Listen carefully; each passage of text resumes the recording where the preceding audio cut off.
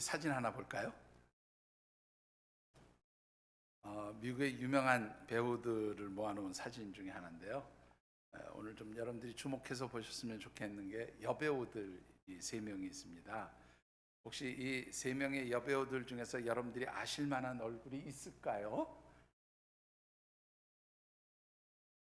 제가 놀란 것은 일부 예배 때 권사님, 나이 드신 권사님이 탁 바로 알아맞히시던데 여러분들은 찾으실 수 있을까요? 세 명의 여배우 중에서 설교사님 마릴린 먼로 있어요. 맞아요. 마릴린 먼로가 어디에 이 세 명의 여배우 중에 누구일까요? 가운데. 대단하시네요. 영화 광들이 좀 있으신가 본데요.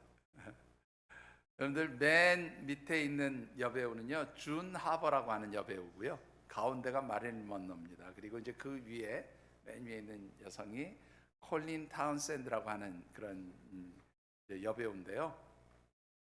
이 세 명의 여배우 중에서 특별히 마릴린 먼로하고 콜린 타운샌드라고 하는 여배우는 굉장히 절친이었다고 그래요. 그래서 이제 무명 시절부터 같이 고향에서 올라와서 이제 그 단역 배우, 우리로 얘기하면 뭐 엑스트라 같은 거죠. 이제 단역 배우를 하면서 우리가 꼭 유명 배우가 되자, 이 할리우드에서 이름을 떨쳐보자, 이제 그렇게 다짐을 하면서 배우 활동을 시작했다고 합니다. 그런데 이렇게 단역 배우 활동을 하던 중에 콜린 타운샌드가 연애를 시작해요.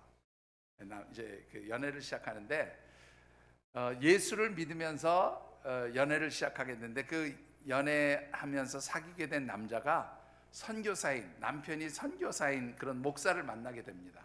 그래서 결혼을 해가지고 결국 이제 이 할리우드의 삶을 그냥 중도에 포기하고 그 남편을 따라서 이제 선교지로 떠나게 돼요.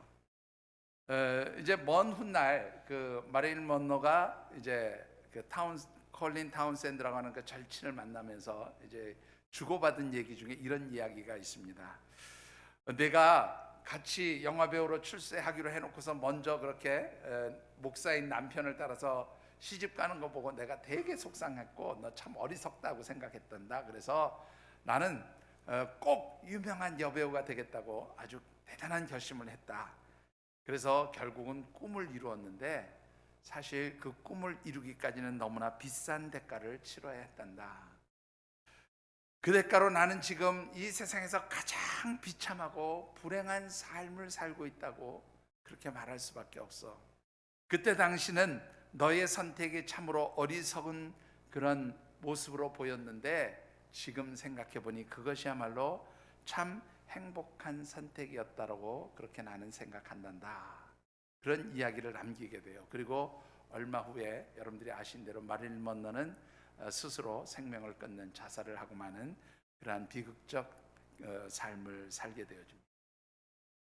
여러분들 어떻게 생각하십니까? 우리가 인생을 살아가다 보면 늘 무엇인가를 선택해야 하는 그런 자리, 그런 순간들을 만나게 되어집니다.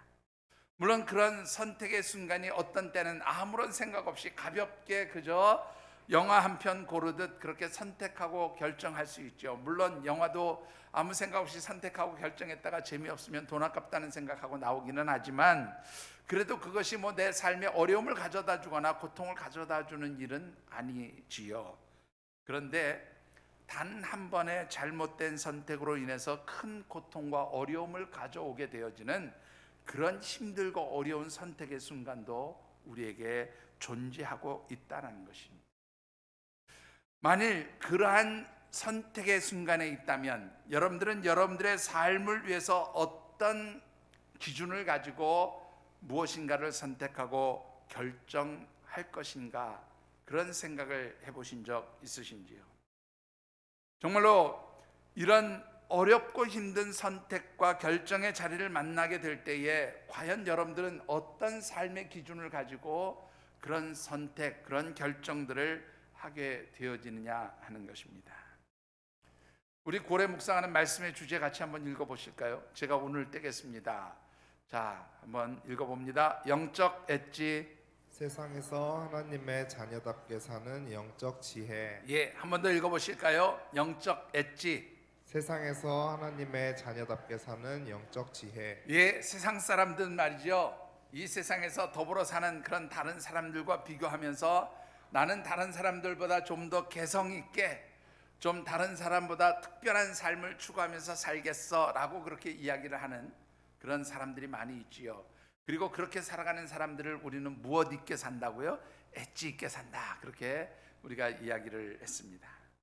그러면 하나님의 백성, 하나님의 자녀들은 이 세상 사람들과 어떻게 구별된 삶을 살 수 있느냐는 거죠. 구별된 삶을 살아야 한다는 겁니다. 왜 그렇습니까? 우리 하나님 백성, 하나님의 자녀들 이름 앞에 붙은 성도라고 하는 말이 구별되었다는 말이죠. 세상으로부터 구별되었다, 세상 사람들과 구별된 사람들이다 라는 뜻을 가지고 있기 때문에 하나님의 사람들은 구별된 삶을 살아야 하는데, 이렇게 세상 사람들과 구별된 삶을 사는 것을 제가 뭐로 정의를 했어요?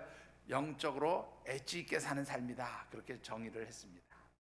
그리고 이 9월 한 달 우리가 영적으로 어떻게 엣지 있는 하나님의 백성으로서 구별된 삶을 살 수 있을까 하는 관점에서 말씀을 묵상하고 있습니다. 오늘 네 번째로 드리고 싶은 말씀은요, 우리가 하나님 백성, 하나님의 자녀로서 이 세상에서 세상 사람들과 구별된 삶을 살아가기를 원한다면, 여러분들 우리의 삶에서 어떤 선택과 결정을 해야 할 때 세상적 가치 기준이 아니라 영적인 가치 기준을 따라서 선택하고 결정해야 한다라는 말씀을 드리고 싶습니다.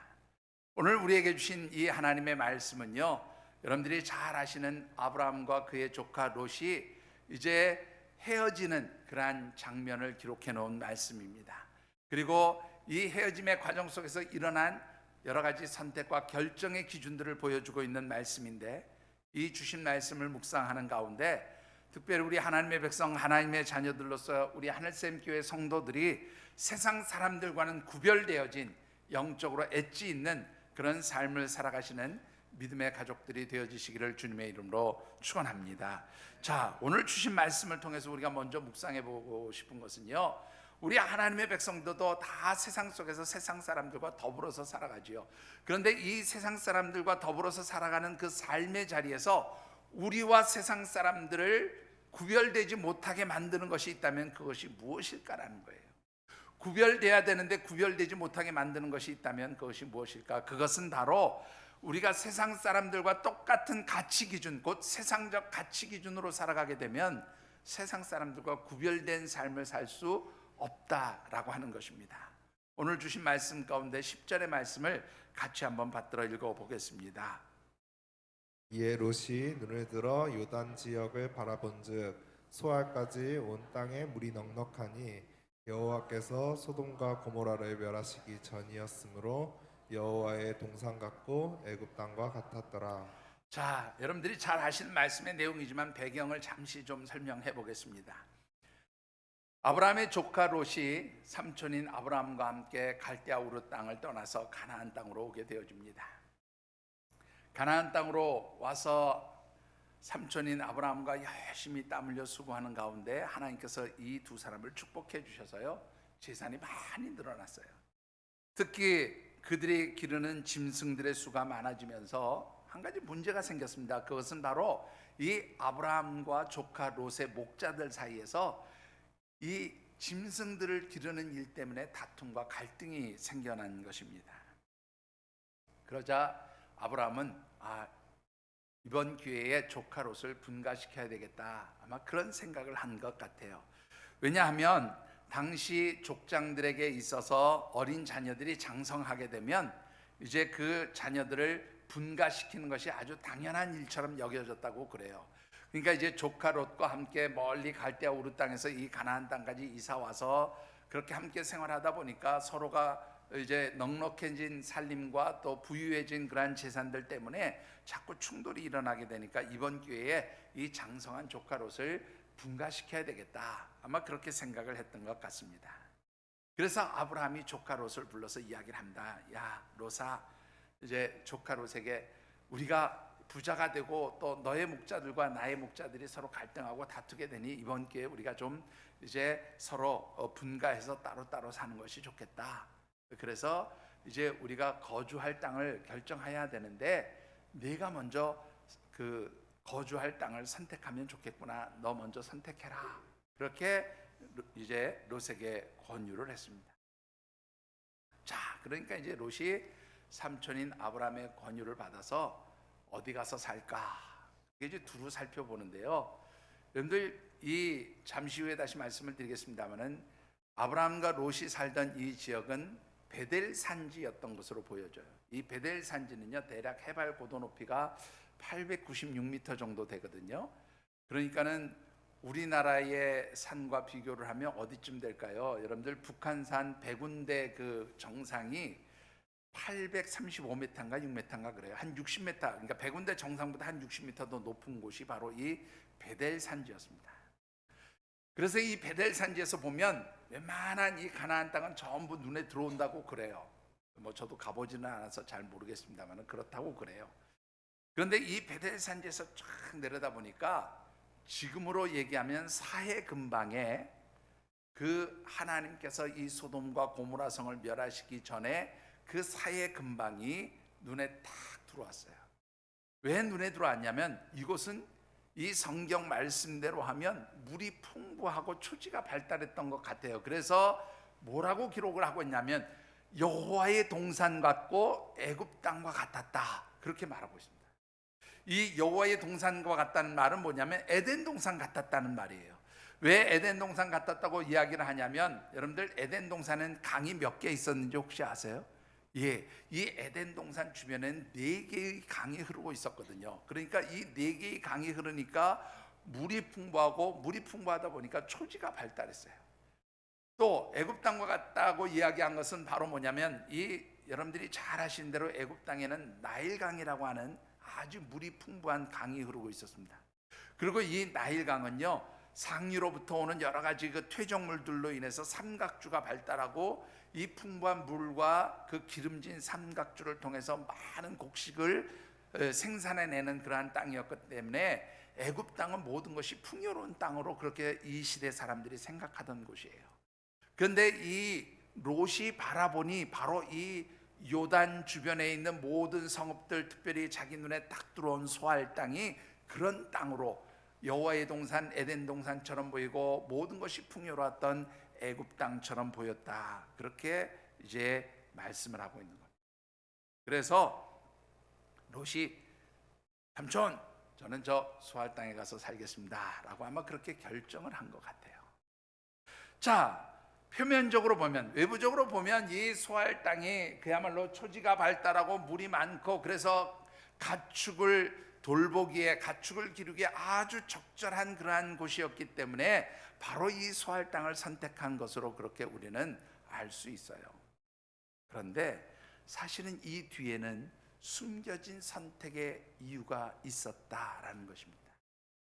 자, 어떤 이유로 롯은 선택했을까요? 2가지를 말씀드릴 수가 있는데, 첫 번째 선택의 기준은 뭐냐면 이기적인 욕심 속에서 선택한 것이었다, 그렇게 말씀을 드릴 수가 있습니다. 자, 왜 이기적인 선택이라고 그렇게 이야기할 수 있을까요? 여러분들 11절도 한번 같이 읽어보시죠. 그러므로 롯이 요단 온 지역을 택하고 동으로 옮기니 그들이 서로 떠난지라. 자, 여기 보시면 그러므로 롯이 요단의 온 지역을 선택했다. 옛날 성경에는 요단들이라고 그렇게 표현을 했어요. 요단 지역에 있는 평야다, 그렇게 표현하고 있는데, 자, 여기에 보시면 롯이 요단 지역을 택하였다라고 하는 이 말씀 가운데 보면 우리말 성경에서 번역되지 않은 것이 하나 있어요. 무슨 단어가 번역되지 않았냐면 자기만을 위해서라는 단어가 번역되어 있잖아요. 원문 성경에 보면 이 롯이 요단 들녘, 그 요단 지역에 있는 모든 땅, 그 지역을 자신이 거주할 땅으로 선택을 하는데 누구만을 위해서요?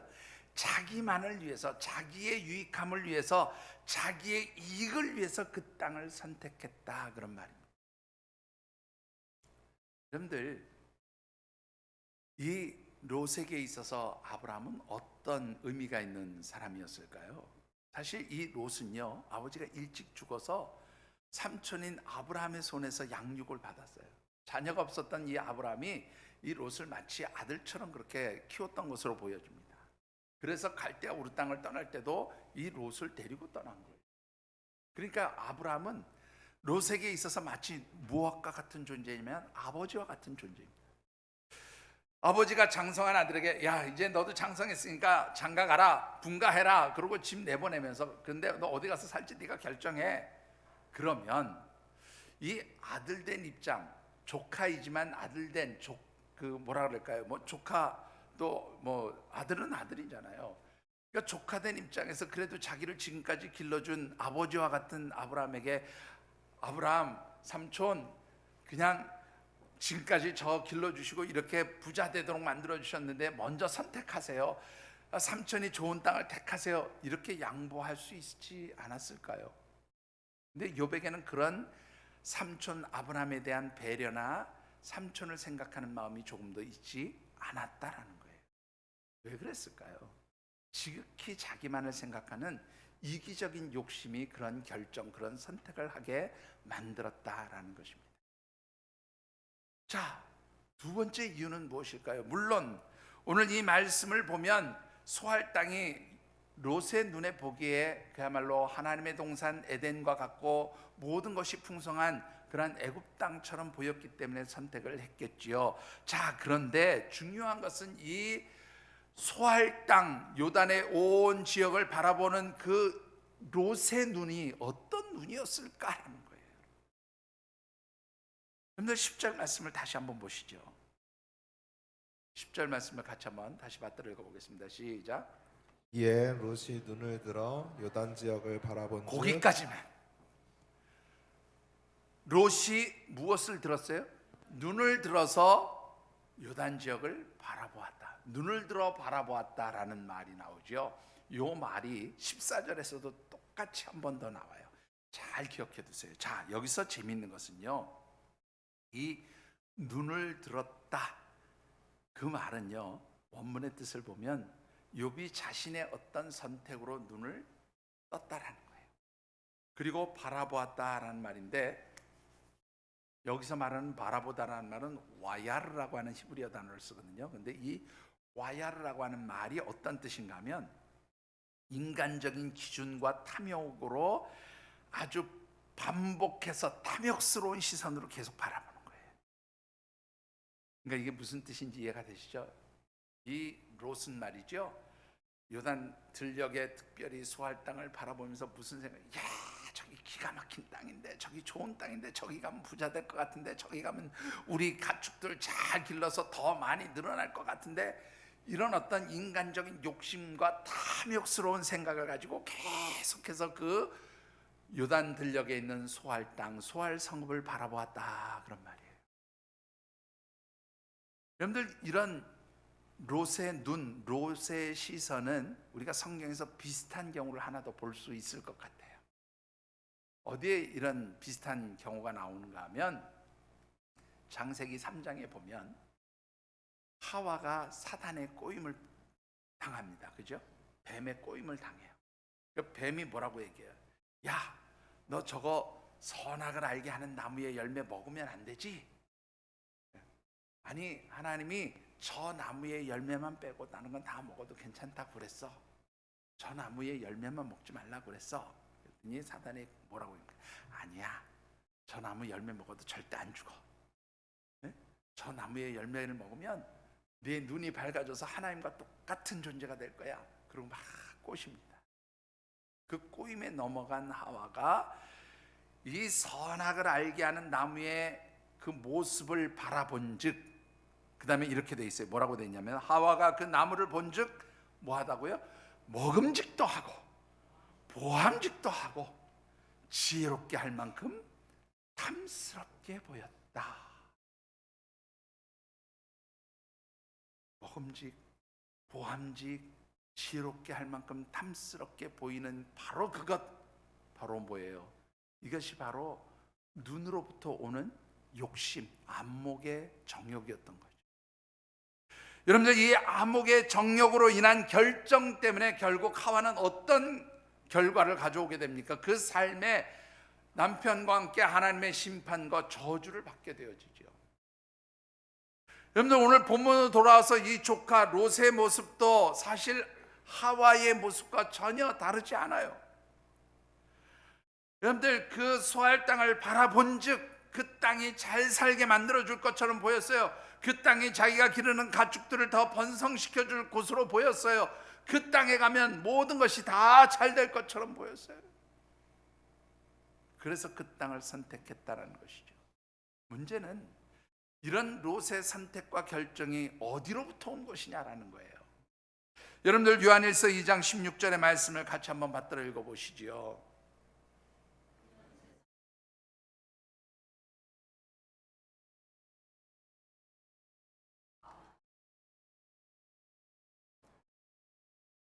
예, 이 롯의 선택의 결정 기준이 되었던 그 이기적인 탐욕, 육신의 정욕, 안목의 정욕 같은 이 모든 것들이 어디로부터 왔다고요? 하나님, 아버지 곧 하나님으로부터 온 것이 아니라 이것은 어디로부터 온 것이라고요? 세상으로부터 온 것이에요. 세상으로부터 왔다는 이 말은 세상적 가치 기준에 따른 것이었다라는 말이기도 합니다. 그리고 이 세상적 가치 기준은 여러분들 누구에게서 오는 거예요? 바로 사단에게서 오는 거예요.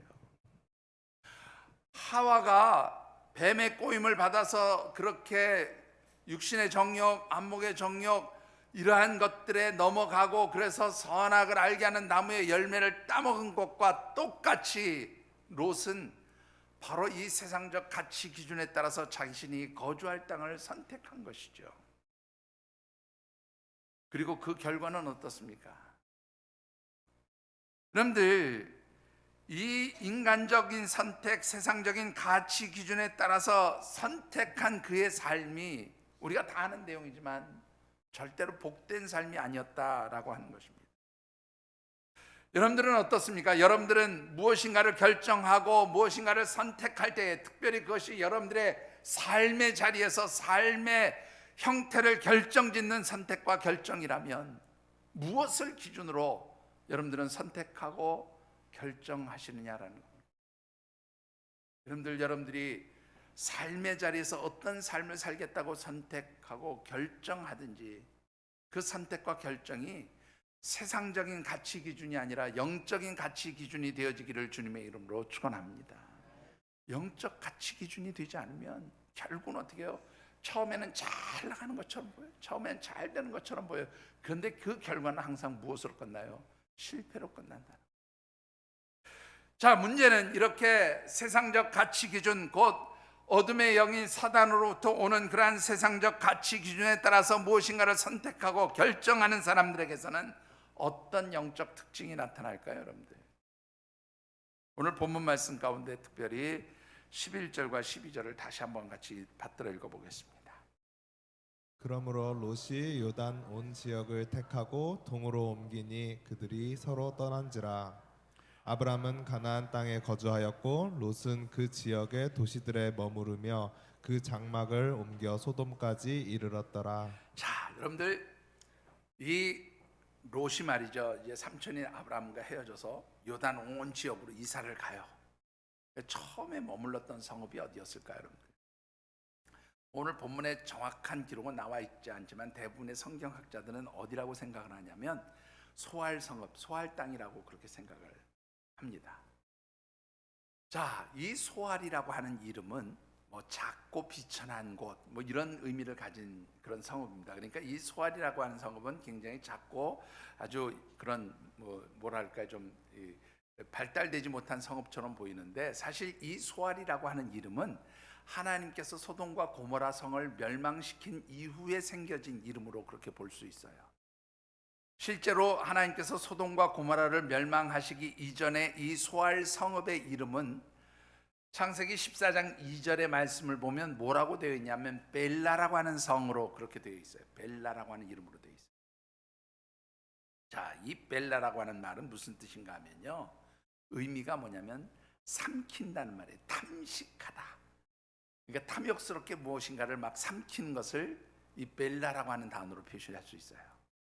그러니까 이 벨라라고 하는 도시에 담겨진 이름의 뜻은 뭐냐면 이 도시가 굉장히 향락적이고 퇴폐하면서 쉽게 가면 무엇인가 먹을 것에 대한 아주 탐욕을 가지고 살아가면서 사람들이 쾌락적인 것을 즐기는 그러한 성읍이었다라는 것을 보여주는 그런 단어가 바로 이 벨라라고 하는 이름 뜻입니다.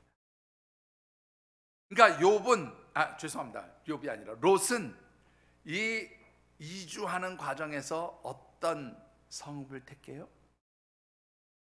아주 세상적이고 향락적이고 모든 것이 풍성해 보이는 이 소알 땅으로 들어갔다라는 거예요. 세상적으로 화려해 보이는 도시를 찾아 들어간 거예요. 그런데 재미있는 것은요, 여러분들 다시 한번 보시죠. 12절에 보니까 뭐라고 돼 있어요, 여러분들?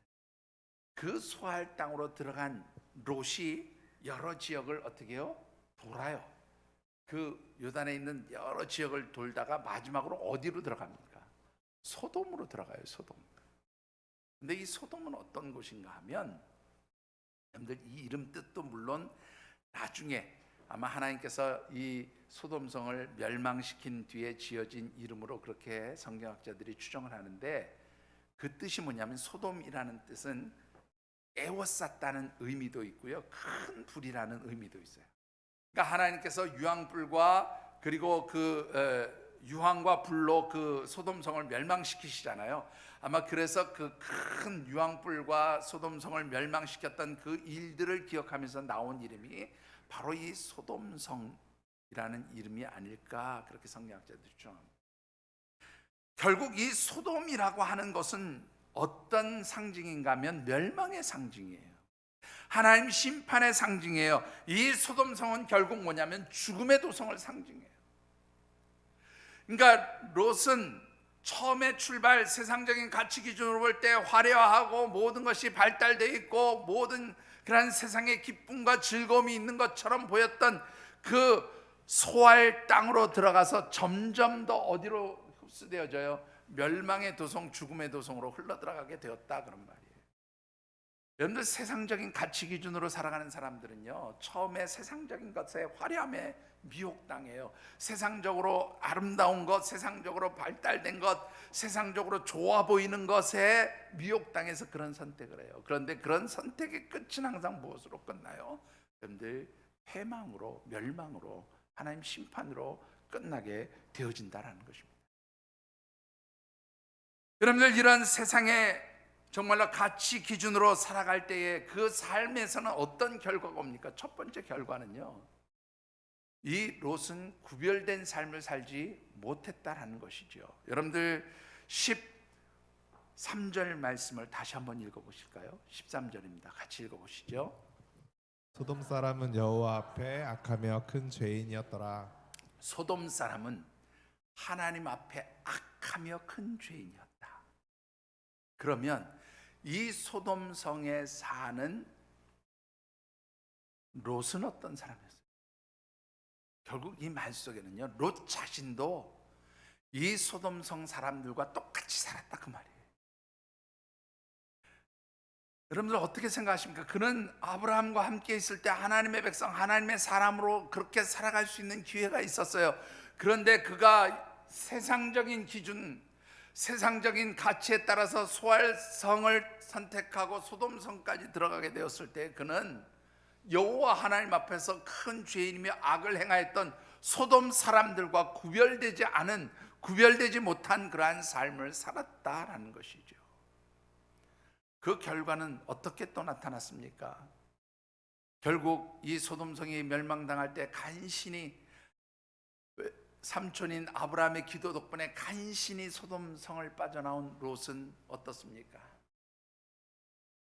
결국 후사를 잊지 못한 딸들에 의해서 취해버리고 그 취한 가운데서 딸들과 근친상간의 관계를 맺게 되고요. 그래서 후손을 이어가는 아주 비극적인 삶, 실패하는 삶을 맞이하게 되는 거죠. 하나님께서 주셨던 그 많은 축복의 재물 다 어떻게 해요? 하나도 건지지 못하고 빈몸으로 빠져나오는 그런 실패의 삶을 살게 되는 것입니다. 여러분들 세상적 가치 기준은요, 순간적으로 우리에게 화려한 것을 줄 것처럼 보여요. 순간적으로 잘 될 것처럼 보여져요. 그러나 여러분들 그런 세상적 가치 기준에 깔려있는 그 육신의 정욕, 안목의 정욕, 이생의 자랑, 그 생각들을 가져오게 되는 사단의 역사, 바로 탐욕은 우리에게 멸망을 가져온다, 그런 말입니다. 그래서 야고보서 1장 15절에 이렇게 말씀하고 있습니다. 같이 읽어보십시다. 욕심이 잉태한즉 죄를 낳고 죄가 장성한즉 사망을 낳느니라. 세상을 향한 육신의 정욕 곧 욕심이 죄를 낳고 죄가 성장해서 결국 죽음의 자리에 들어가게 된다고 그렇게 말씀하고 있습니다. 사랑하는 성도 여러분, 여러분들의 삶의 기준이, 여러분들이 이 세상을 살아가는 삶의 방식과 무엇인가를 선택하고 결정하는 기준이 바로 세상적 가치 기준, 곧 어둠의 영인 사단으로부터 오는 가치 기준이 아니라 하나님 주시는 영적 가치 기준이 되어지시기를 주의 이름으로 축원합니다. 자, 그러면 이 영적 가치 기준을 택한 아브라함은 어떤 기준에서 선택과 결정을 했느냐라는 것입니다. 여러분들 14절 말씀을 같이 받들어 읽어보겠습니다.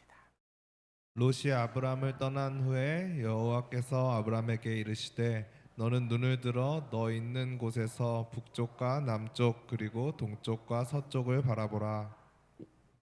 자, 여러분들 10절에서 나온 뭐가 또 나와요? 눈을 들어 바라보라. 눈을 들어 바라보라. 똑같은 말이 반복돼서. 재미있는 것은 이 아브라함이 눈을 들어서 바라보는 것에는 아주 중요한 전제 조건이 있었어요. 누가? 하나님께서 그에게 눈을 들어 바라보라 말씀하셨다는 거예요. 롯처럼 자기의 의지로, 자기의 생각대로, 자기의 판단대로 눈을 들어서 본 것이 아니라 아브라함은 누구의 말씀에 따라서? 하나님의 말씀에 따라서, 하나님의 명령에 따라서 눈을 들어서 사방을 바라보았어요. 앞서도 말씀드렸지만 아브라함이 조카 롯과 함께 살던 그곳은 바로 베델 산지로 추정이 되어집니다. 이 베델 산지는요, 베델과 아이 사이에 있는 그러한 산지라고 추정이 되어지는데, 이 두 베델과 아이 사이의 거리는 대략 한 3km 정도 된다고 그래요. 그리고 이 지역은 지대가 굉장히 높아서 우리나라로 얘기하면 백두대간이라고 그러죠. 저 백두산으로부터 시작해서 이렇게 우리 산맥들이 쭉 이어져서 지리산까지 내려오잖아요.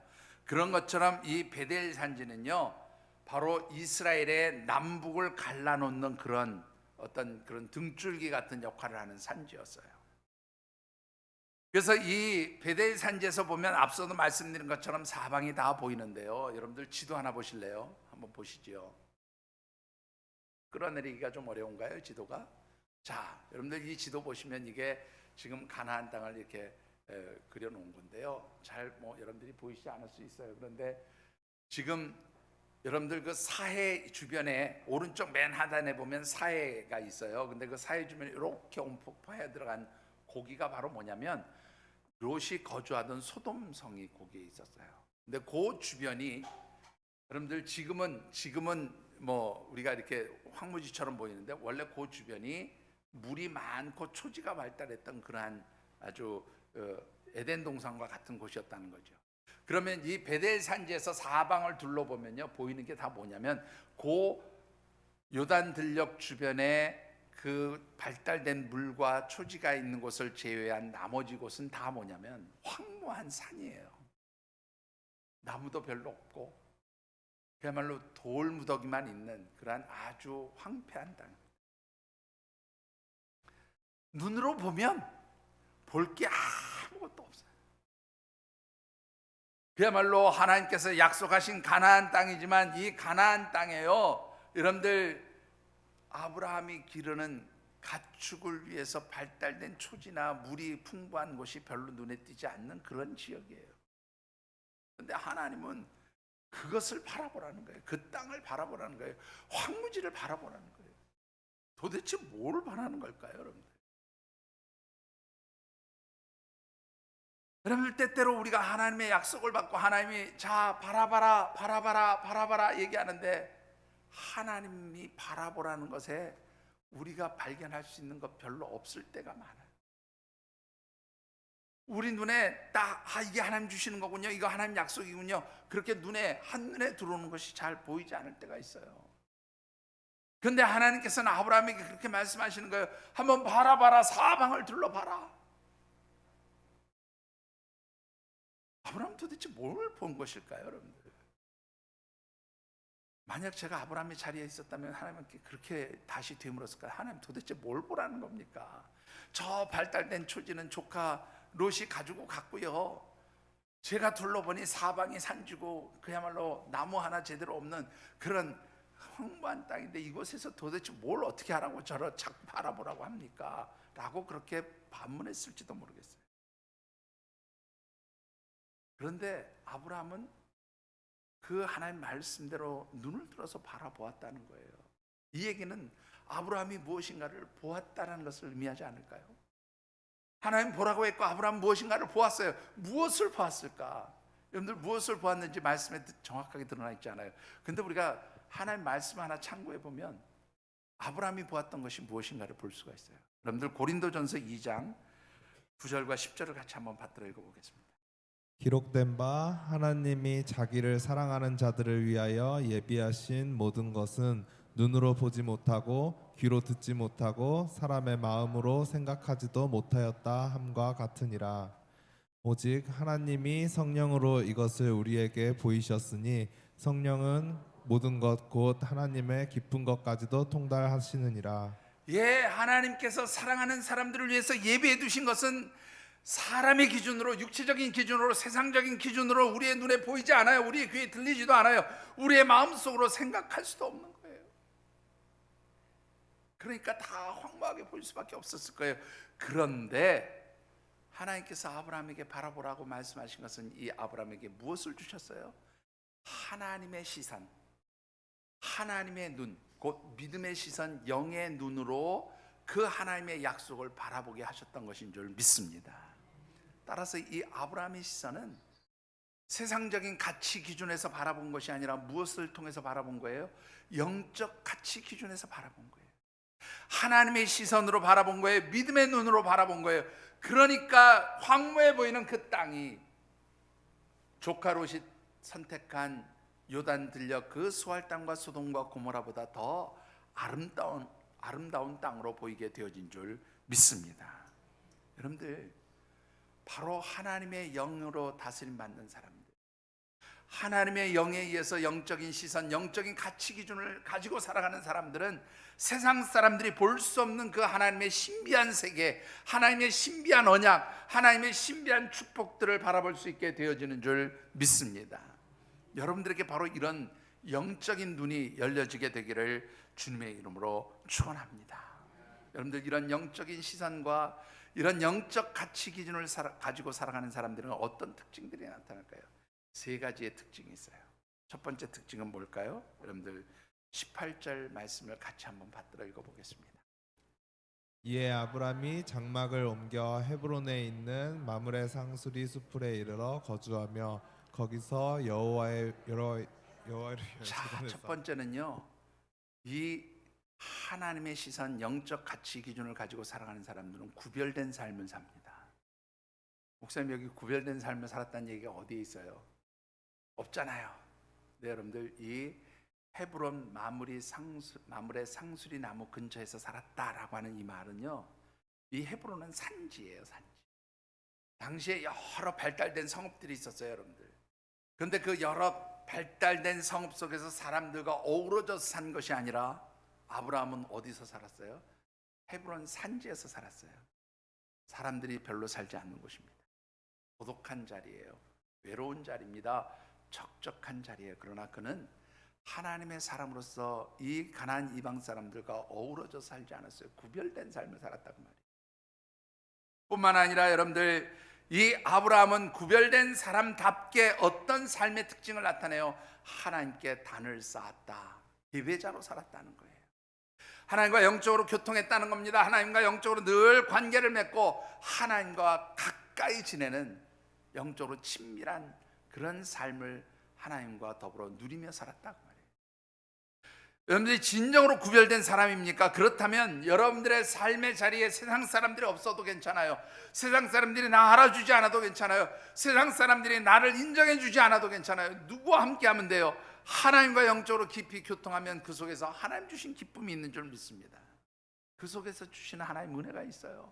그 속에서 하나님 주시는 축복이 있는 줄 믿습니다. 이런 말씀 안 드리고 싶은데요, 너무너무 속상해서 자꾸 얘기하게 되는데, 제가 지난 그 주에 광고 드렸던 대로 우리 교단 총회 갔다 왔어요. 2박 3일 동안. 가자마자 정말로 다시 돌아오고 싶은 마음이 막 수도 없이 반복해서 떠올랐는데, 제가 우리 교회 차로 총대로 나가신 목사님, 장로님 6분을 같이 모시고 다녀야 있어서 그냥 있었어요. 근데 제가 그때 느낀 게 한 가지. 그 총회 장소가 열렸던 그 곳 굉장히 화려했어요. 멋졌어요. 와, 무슨 생각이 드냐면, 아마 옛날에 멋진 고성이 있었다면 이거보다 멋졌을까? 그거보다 더 멋지지 못. 아마 굉장히 화려해. 그 두 개의 성전을 다 지하로 연결해 가지고 다니게 해놨는데요. 진짜 대단하더라고요. 제가 옛날 총회에서 근무할 때 구성전 있는 데서 총회할 때만 가봤지, 이 새로운 성전 짓고 나서 가본 건 처음이었어요. 어디 교회 얘기하는지 아시죠? 제가 이름까지 안 밝힐게요. 그런데 그 속에서 제가 느꼈던 건 딱 한 가지예요. 이곳에 정말 하나님 계신가? 이곳에 정말 하나님 계신가? 거기에 있는 모든 사람들이 그 목사님 이름 하나 올려드리고 높여드리고 찬미하고 있더라고요. 하나님의 이름이 영광을 받으시고 하나님의 이름이 높임을 받고 하나님께 영광 돌리는 일은 전혀 존재하지 않아요. 여러분들, 우리 조선시대에 유명한 시가 있어요. 용비어천가. 그죠? 그 당시에 그 왕을 높이는, 그 왕조를 높이는 그 저기를 용비어천가라 그러잖아요. 제가 거기서 여기는 김비어천가밖에 없구나. 김비어천가가 뭔지는 여러분들이 알아서 잘 해석하세요. 김비어천가밖에 없다. 용이 왕을 상징하는 거라면 거기에는 김모 그분을 높이는 것밖에 없더라고요. 하나님 높이는 게 없어요. 하나님 존재하시겠어요? 그 화려함 속에는 하나님 존재하지 않아요. 세상적 가치 기준 속에 하나님 존재하지 않으세요. 여러분들이 정말로 하나님 백성으로서 영적 가치 기준으로 살아가신다면 세상적인 화려함이 없어도 괜찮아요. 세상적으로 좀 못 살아도 괜찮아요. 세상적으로 좀 불편해도 괜찮아요. 누구와 함께하면? 하나님과 함께 교통하고 하나님과 만날 수 있다면, 하나님과 깊이 교제할 수 있다면, 그것이 바로 하나님 백성으로서 살아가는 복된 삶이 되어지는 줄 믿습니다. 세 번째 특징은요, 하나님의 백성들은 축복을 위해서 행동하는 사람이 된다는 거예요. 17절 말씀을 같이 한번 받들어 보겠습니다. 너는 일어나 그 땅을 종과 횡으로 두루 다녀보라. 내가 그것을 내게 주리라. 여러분들, 이 말씀은요, 하나님께서 야, 너 다녀봐. 내가 너한테 약속한 땅 다 줄 테니까 다녀봐, 이런 말씀인데, 이것은 행동하라는 거예요. 내가 행동하면, 내가 움직이면, 내가 실천하면 하나님께서 약속하신 축복 주시겠다는 겁니다. 여러분들, 하나님 주신 언약을 붙들고 살아가는 사람들은요, 두려움이 없어요. 주저함이 없어요. 왜? 하나님 주실 것을 확신하니까 어떻게 해요? 도전합니다. 행동합니다. 달려갑니다. 여러분들, 뛰어듭니다. 그게 바로 하나님 백성들이 살아가는 삶의 방식인 거예요. 그런데 하나님의 백성, 하나님의 자녀로 살아가지 못하고 하나님 뜻과 하나님 말씀대로 살아가지 못하는 사람은 주저합니다. 두려워합니다. 걱정합니다. 염려합니다. 이거 어떻게 할까? 그렇게 뒤로 빠져버립니다. 여러분들, 영적인 가치 기준으로 영적인 시선을 가지고 살아가십니까? 그렇다면 도전할 수 있게 되기를 주의 이름으로 축원합니다. 행동할 수 있기를 바랍니다. 두려워하지 말고 담대하게 여러분들 전진할 수 있게 되어지기를 바랍니다. 우리가 하나님의 백성으로서 하나님의 자녀답게 세상과 구별된 삶을 살면서 하나님과 영적으로 깊이 교통하면서 하나님 말씀대로 행동하며 살아갈 때 하나님 우리에게 어떤 축복을 약속해 주십니까? 여러분들, 15절과 16절 말씀을 같이 한번 받들어 읽어보겠습니다. 보이는 땅을 내가 너와 내 자손에게 주리니 영원히 이르리라. 내가 내 자손이 땅의 티끌 같게 하리니 사람이 땅의 티끌을 능히 셀 수 있을진데 내 자손도 세리라. 예, 15절 16절은요, 하나님께서 아브라함을 갈대아 우르 땅에서 불러내실 때 주셨던 그 언약을 아주 간략하게 정리해 놓은 거예요. 한마디로 말하면 언약하신 대로 이루어 주신다는 축복이에요. 말씀하신 대로 이루어진다는 거예요. 누구가? 하나님께서 이루어 주신다는 거예요. 하나님께서 약속하신 대로 완성시켜 주신다고 말씀합니다. 여러분들이 두려워하지 않게 되기를 바랍니다. 세상적인 가치 기준으로 살아가는 사람들이 순간적으로 잘 되는 것 같고 더 앞서가는 것 같고 더 잘난 것처럼 보일지라도 결국 그 길은 하나님의 심판과 멸망 가운데 있어요. 눈앞에서 연약해 보이고 아무것도 아닌 것처럼 보이고 황무하게 보이고 내 눈에 아무것도 쥐어질 것이 없는 것처럼 보일지라도 하나님의 시선, 영의 시선, 믿음의 시선으로 바라보면 우리 고린도전서 2장의 말씀처럼 하나님께서 사랑하시는 자들을 위해서 예비해 두신 것은 사람의 눈으로, 사람의 귀로 보고 듣고 사람의 마음으로 생각할 수 있는 것이 아니라 하나님 주신 영적인 하늘의 신령한 복이 준비되어 있는 줄 믿습니다. 말씀을 맺습니다. 유명한 책이죠. 여러분들 잘 아시는 에리 프롬의 소유냐 존재냐 하는 그런 책이 있습니다. 이 책은 사람들이 살아가는 삶의 방식을 두 가지 양식으로 나눠요. 하나는 존재 방식으로 살아가는 사람이 있고 소유 방식으로 살아가는 사람이 있다는 건데, 이 소유 방식으로 살아가는 사람들은 한마디로 말하면 무엇인가를 다 채워야 돼요. 가져야 돼요. 소유해야 삶이 기쁘고 행복해지는 사람이에요. 세상적인 가치 기준으로 살아가는 사람이죠. 세상적으로 화려해 보이는 것을 소유하고 가질 때 행복해지는 사람이에요. 그런데 문제는 그 기쁨, 그 소유의 기쁨이 오래가지 못한다는 겁니다. 그러나 존재 양식으로 살아가는 사람들은 어떤 사람들입니까?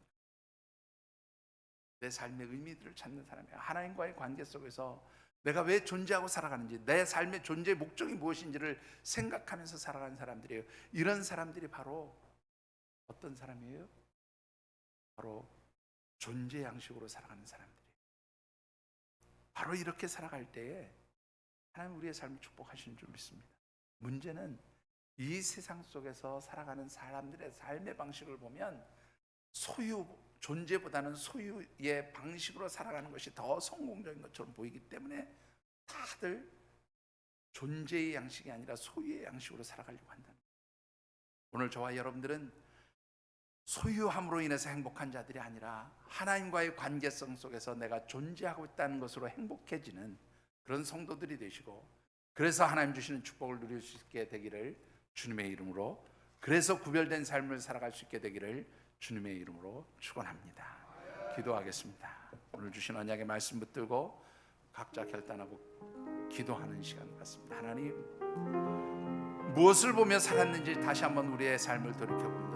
무엇을 기준으로 선택하고 결정했는지 다시 한번 내 삶을 살펴봅니다. 하나님, 정말로 우리의 삶이 영적이고 하나님께서 준비해 두신, 그야말로 사람의 눈으로 볼 수 없고 사람의 귀로 들을 수 없고 사람의 마음으로 생각할 수 없는 그 하늘의 신령한 것을 준비해 두신 그 축복을 바라보고 살아가는 그런 구별된 하나님 백성인지요.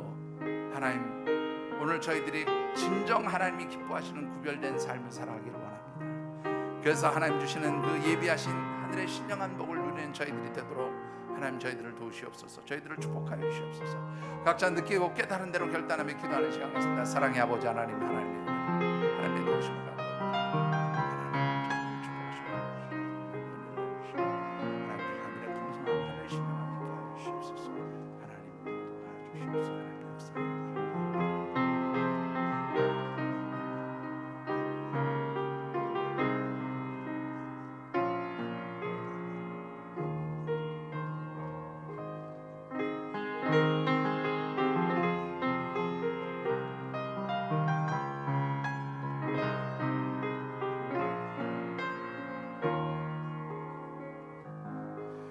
하나님, 저희들의 눈을 열어서 세상적인 가치 기준, 어둠의 영으로부터 온 가치 기준이 아니라 하나님의 사람들로 하나님의 영이 보여주시는 가치 기준으로 저희들의 삶이 채워지게 하시니 감사와 찬양을 올려드립니다. 하나님, 이제 영적 가치 기준을 가지고 살아가는 저희들이 세상 것에 의해서 흔들리지 않게 하시고 세상의 화려함에 눈이 멀지 않게 하시고 세상의 풍성함에 저희들이 끌려가지 아니하도록 도와 주시옵소서. 오늘 주신 언약의 말씀처럼 하나님께서 사랑하는 자들을 위하여 예비해 두신 것은 사람의 눈으로 볼 수 없고 귀로 들을 수 없고 사람의 마음으로 생각할 수 없는 것이라고. 그러나 하나님의 시선 영의 눈으로 보면 하나님 주시는 하늘의 신령한 복이 저희들에게 준비되어 있는 줄 믿습니다. 하나님 구별된 하나님 백성으로 살게 하시며 그 하나님 약속하신 하늘의 신령한 복 누리게 하여 주시옵소서. 도우시기를 간절히 소원하오며 예수님 이름으로 축복하며 기도드리옵나이다. 아멘.